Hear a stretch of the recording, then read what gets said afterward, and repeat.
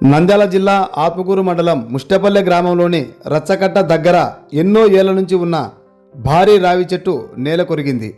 ముష్టపల్లె గ్రామానికే పేరు ఘటించిన ముష్టి చెట్లు సైతం ఇప్పటికే గ్రామంలో కనుమరుగయ్యాయి. గ్రామం నడిబొడ్డున పూర్వీకులు నాటిన 4 చెట్లలో 2 సంవత్సరాల వ్యవధిలోనే 2 రావి చెట్లు కూలిపోయి గ్రామం బోసిపోయింది. ఒకవైపు పూర్వీకుల నుంచి వస్తున్న ఆచారాలు, సాంప్రదాయాలు, ఆహారపు అలవాట్లు కనుమరుగవుతున్న నేపథ్యంలో చివరకు పూర్వీకులు నాటిన చెట్లు సైతం కనుమరుగవడం ఒకంత ఆందోళనకు కలిగిస్తుంది. రచ్చకట్టపై కూర్చొని పూర్వీకులు నాటిన రావి చెట్టు, వేప చెట్టు కింద గ్రామస్తులు సేద తీరుతూ నిత్యం రద్దీగా ఉంటుంది.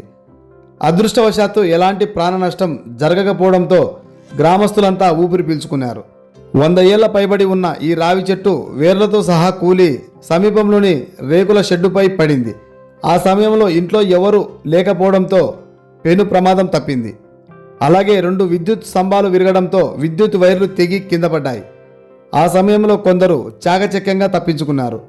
వారం రోజుల నుంచి ఒక పక్కకు రావి చెట్టు ఒరగడంతో కూలిపోతుందని గ్రహించి గ్రామస్తులు అప్రమత్తంగా ఉన్నారు. ప్రమాదం పొంచి ఉందన్న ఆందోళనతో సంబంధిత అధికారుల చుట్టూ గ్రామస్తులు తిరిగారు. చెట్టును తొలగించమని ప్రాధేయపడ్డారు.